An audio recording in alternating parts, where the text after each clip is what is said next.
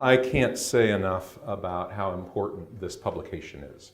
All of us who have an interest in the history of the region owe an enormous debt of gratitude to the Ormeses. And I'm delighted that Eleanor is getting her just desserts as well in this effort. In many ways, the Manly and Eleanor partnership is similar to the Spencer and Julie Penrose partnership. Spencer had his role, and Julie played her role, and we have the El Pomar Foundation because of Julie. And we have this book because of Eleanor, and you have to keep that in mind. Throughout this, if I overly say the words Manly, that's the preface. You need to hear it as the Ormeses.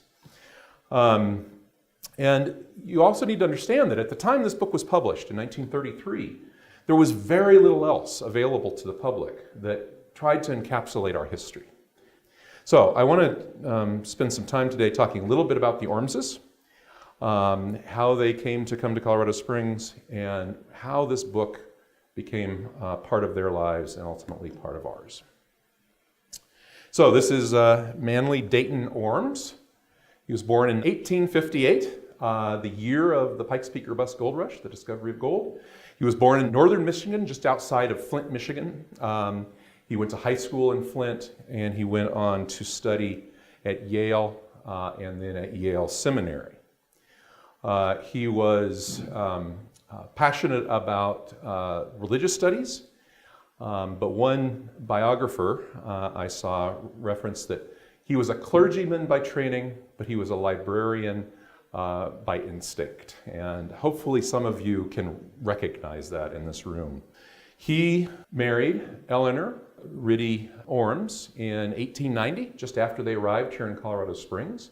She was from Philadelphia. She went to and did her training in art in Philadelphia, at the Philadelphia Art Academy, and brought that passion for art just as Manly brought a passion for cataloging and compiling to Colorado Springs. And both of those instincts, both of those passions are reflected in how the book came together. And I think you have to read it with both of those thoughts in mind. When they arrived in Colorado Springs, Manly took up a position at the Second Congregational Church on South Tejon Street. That church is no longer an active church, although it's still a building. You can see it there on the right. It is a two-story office building now, but it originally served as the Second Congregational Church to serve the south side of Colorado Springs. Here's an image from our collection of that church, and I think you can see the architecture is still in place. It later became a Catholic church and ultimately became a church no longer. Manly was very involved in a number of civic organizations and clubs. This is perhaps the earliest image we can find of him. This is from the Colorado College Library collection. He is right there, sitting on top of the stagecoach. You always look for his mustache. He's got a very prominent mustache that helps you to identify him. He also is follically challenged, like me.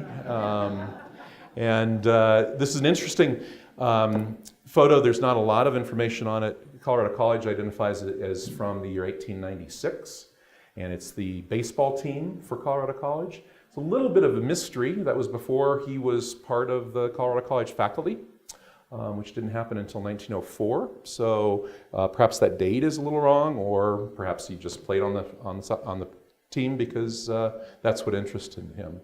Another interesting story, and if you want, I can go into this later, but I believe this person standing right behind him is a man named Francis W. Cragen. And I don't know how many of you know the Cragen name. Also incredibly important to the history of the Pikes Peak region, and an eerily similar story to the Ormes story and specifically to Manly. It raises questions that I don't have answers to on were they collaborating? Francis also got passionate about history. He was a geologist by training and taught at Colorado College, and decided he's going to go follow his passion to write the history of the American West. He quit his job at Colorado College to pursue that passion, He gradually grew impoverished, and he ended up dying at the Myron Stratton home. And his collection was narrowly saved by the skin of somebody's teeth. And so interesting stuff happening at Colorado College that has really helped us to understand our history in a way that, had those two gentlemen not existed, we wouldn't have the same level of knowledge. So Ormes was the pastor at the Congregational Church between 1890 and 1904. He left there to follow, again, his passion to be a librarian. And he was hired on as to be the librarian for what was then called the Coburn Library at Colorado College. Today, we know it as the Tutt Library. I did find, when I was going through the collection at Tutt Library, the Ormes collection, a petition that was signed by dozens of people trying to get Manly Ormes hired as the librarian here at the Carnegie. Apparently that petition didn't fly, or perhaps the Coburn offered him better offer, made a better offer to him, but regardless, he stayed at the Colorado College, then through the rest of his career until his death in 1929. And let me go back to this and just talk a little bit about the idea that this idea that he had a natural instinct for being a librarian. If you go through his collection, you'll see the budgets that were provided to him by the head of the president of the college, and providing pretty clear definition of how much he could spend on books, and he always managed to spend more. And it's really Ormes that made the library what it is and grew it into a modern, professional, academic repository. And he would, I don't know if begging probably came into it, I'm not sure about stealing, and probably not borrowing, because that's not the librarian way, I guess, but he would do everything he could to grow the collection, because he knew it's these documents that make the study that is going on at Colorado College possible. One example of that is in order to acquire, and I love their periodical collection. I used it all the time when I was in grad school, and it just has a very special place in my heart. He purchased 2,500 individual periodicals to add to their collection. He didn't have the money, of course. He almost never had the kind of money he wanted. So he bought these on time. He took out a loan, essentially, to acquire these volumes and paid that loan off over the course of about 3 years. And it's just the way he managed to create that institution. And by the end of his tenure at Coburn, unfortunately, I don't have how many volumes were in the library when he started, but by the end he had 40,000 volumes, and I understand that it had grown substantially under his tutelage. What he was doing in his professional life of acquiring, compiling, cataloging, indexing, and ultimately publishing records was also something he followed in his private life. And I know many of you probably know this work, his Mountain Trails series, in which he created a map of the trails around the Pikes Peak region. First published in 1913, was one of his passions, as was hiking in general. This is the 1921 version, which was published by the Chamber of Commerce and made available for tourists and for residents. And inside of it are a number of suggested day hikes that could be offered along these different trails. If you know anything about the Ormes name, or if you're a hiker, you may know that his son, Robert Ormes, the old man of the mountain, carried on that tradition and published the Pikes Peak Atlas and the Guide to Colorado Mountains in the 1950s. And by all accounts, he was a much more avid hiker than his father was, but he carried on with this idea of documenting and making sure that these trail systems were known and available to the public. And here he is, Manly Ormes, apparently out on a hike. He was a member and a founding member of the Saturday Nights Hiking Club, an organization that still exists. Not only is he part of this group and is he passionate about getting out into our open spaces, but he writes about the Saturday Nights in the Book of Colorado Springs. So, how did I get engaged in this? Well, as a historian, this is one of the documents you have to go to. It is something that we cannot live without, and I'll again say what you've heard earlier is it's a daily use. I mean, the question that happens when we go into our archives at the Pioneers Museum is, where's Ormes? Who has Ormes? Because that's just, we don't have that many volumes, and we will now. And it's constantly in use and constantly in demand. But my first engagement with Ormes was through the Ormes Index. And again, some of you may know the Ormes Index, but really, I think the book, and this is my theory, I haven't seen it written out, but the book is a result of Manly's interest in indexing our history through the newspaper and also by interviewing people who lived it. So as I have become engaged in local history over the last 30 years or so, the Ormes Index is something that you go to all the time. And for those of you who don't know, the Ormes Index lives on today as Pikes Peak News Finder. Also something I use on a daily basis, so thank you to the Library District for that. But it developed because in 1905, as part of his interest in growing the library, Manly Ormes began ordering bound copies of the Gazette. And he made those available to his students that used the library. But at night, we know from reports at the time, and I don't know if any of you have seen these bound volumes, but they're enormous and they weigh a bunch. So I can envision this.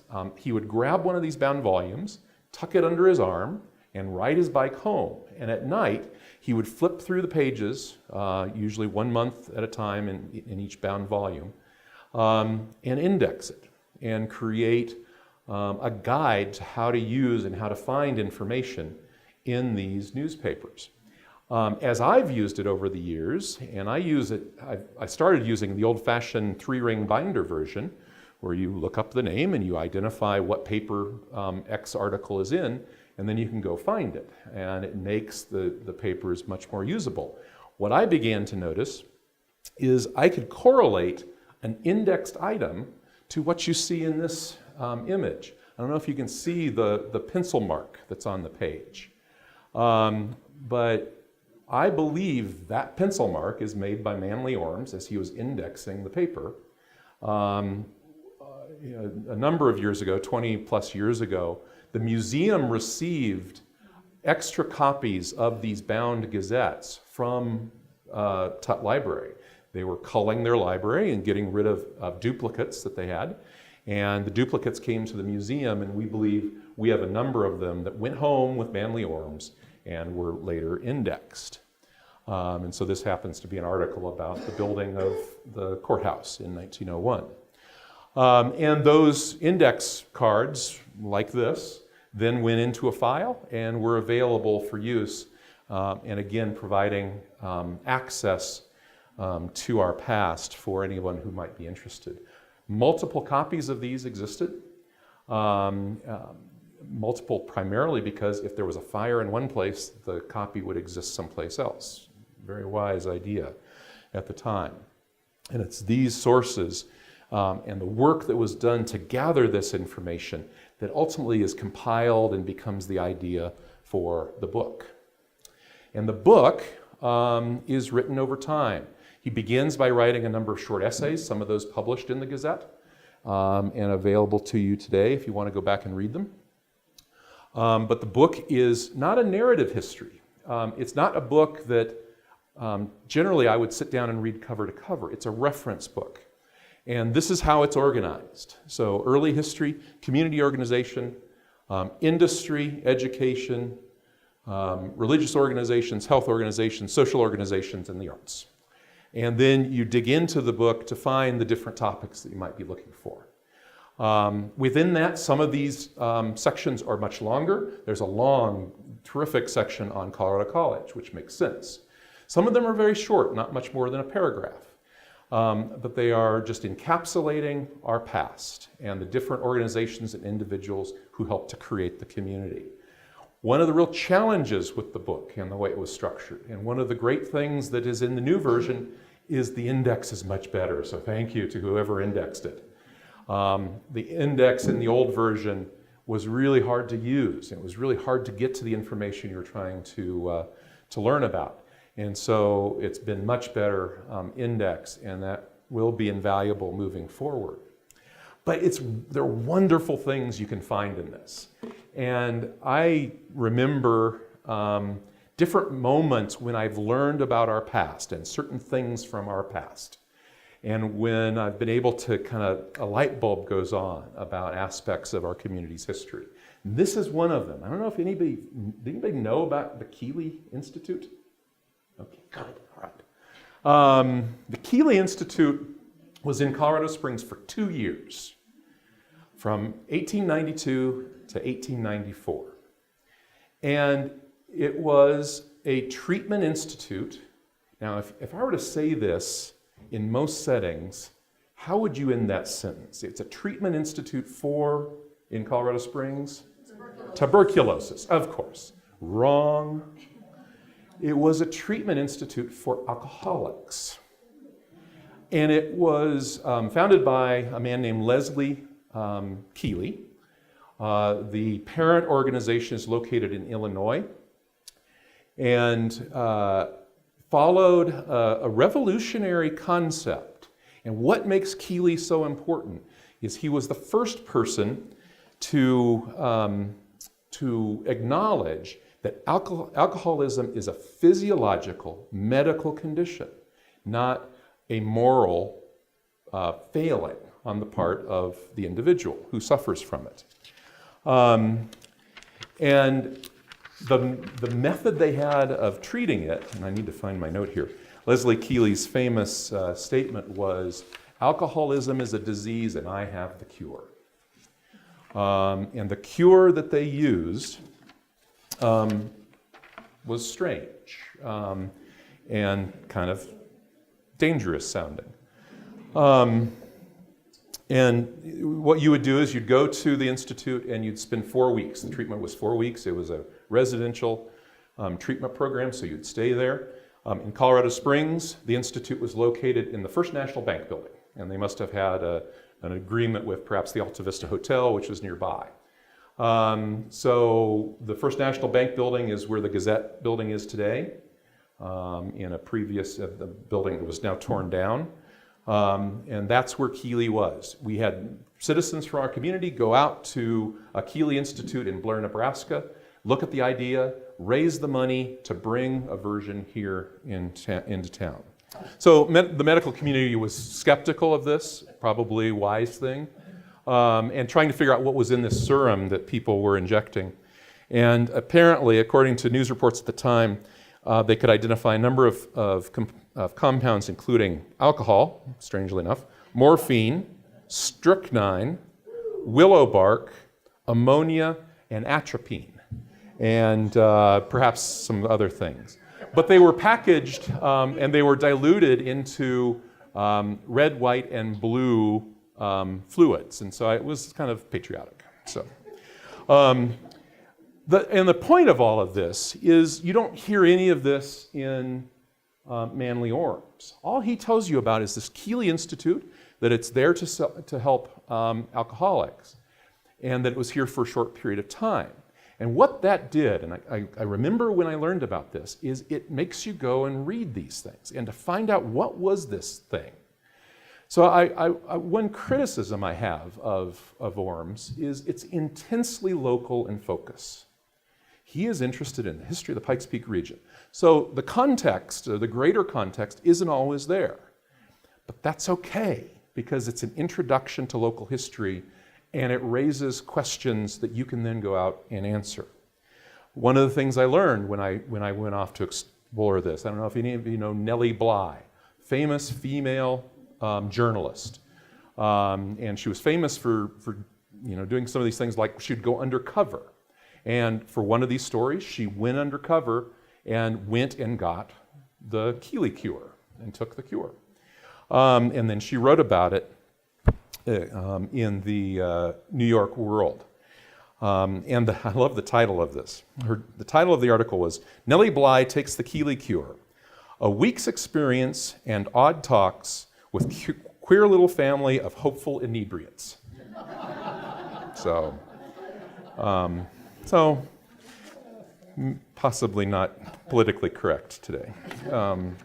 But anyway, these are the kind of things, the wonderful little tidbits about our past that you're only really going to find if you read Manly Ormes and Eleanor Ormes. And it exposes a great deal of information to parts of our history that are just simply now would be forgotten. And making it available through this new publication makes it all the more readily available. So I talked about some of my criticisms of the book, and I will mention a couple of others. I'm always, I'm a kind of a skeptical historian, and I'm always looking for is there bias? Where's the bias? What were they trying to do, or was there a goal that they had? And for the most part, Manly Ormes is intensely fact-based. He's interested in the 5 W's: who, what, when, where, why, when. He's especially interested in the who. And so a lot of these sections, it is just a long list of names of people who are there. And that's great because we begin to associate people with events, and we can cross the types of groups that people were involved in. And actually coming up with kind of a flow chart of some of these people and their various activities would really be fascinating. I think could be done through the work of the Ormeses. And so when I wrote down who, what, when, why, where, I put who in capital letters because it's a lot of who's that are in this book. And you have to start to get used to reading all of these lists of names of people who were involved in the different activities. So fact-based is a big part of this, and I think they come in, and I'd love to hear what were some of the factual errors that were found. I haven't had a chance to talk to either of the Tims about that, but I don't think there were many of them, and I'm guessing, based on my reading of the first volume, that that's the case. You do find some interesting bits of bias in this, and I'm going to read 2 sections in which I became a little bit sensitive. So, a building I'm familiar with, and I was interested to find their writing of this. In fact, I want to say there, I want to underscore that. I suspect Eleanor wrote this section. Because it's coming from an artistic perspective, this section is about architecture of Colorado Springs. I don't know that I'll ever be able to prove that, but that's what I suspect. They didn't like this building. And they step away from kind of the fact-based approach to history in describing it. So I'm just going to read this one paragraph. Perhaps the oldest of our present public buildings is the County Courthouse, completed in 1903. Imposingly located in the South Park, with its clock tower elaborately rising among the trees, it is a monument to political connivance, rather than an expression of what it should stand for. It was designed by one Augustus J. Smith, who not only prodigal, but wanton in his use of forms, undoubtedly lacked discrimination with materials. He must have been somewhat of an erratic, for after finishing his work on the courthouse, he became a religious enthusiast, preaching on the street corners, and when that phase had passed, he designed and made bathroom fixtures. So that's the history of the county courthouse. I could add a couple of things. So apparently, and the courthouse was very controversial. It led to a court case, and I often argue, next to the Palmer sculpture, The courthouse is probably our longest live controversy in Colorado Springs. So there's some truth to this, but it was unusual and it was kind of shocking to read that description when you're used to reading pretty straightforward comments about our history. So straightforward, and it's strange that a pastor would, how limited the information is they provide about churches in town. The description of church history is almost a bullet point description of the first pastor or the existing pastor and when it was formed, and that's pretty much it. And it's just, that's also strange. And I don't know what that means. I haven't quite figured that out. Even for his second congregational church, there's very little information. Colorado College also gets special treatment. Very long description, very worth reading.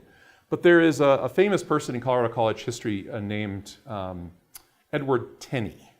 For those of you who are Saturday nights, you may know Tenney Peak or Tenney Crags, which is named for him. Tenney was an interesting character and very important to the college's history. And he went out and had a land scheme to try to fund the college long term, in which he would buy land at a low price and hopefully wanted to wait until the price rose, then he could sell it and the college would benefit.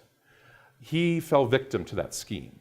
It didn't work out, and he ultimately was dismissed from the college in 1884.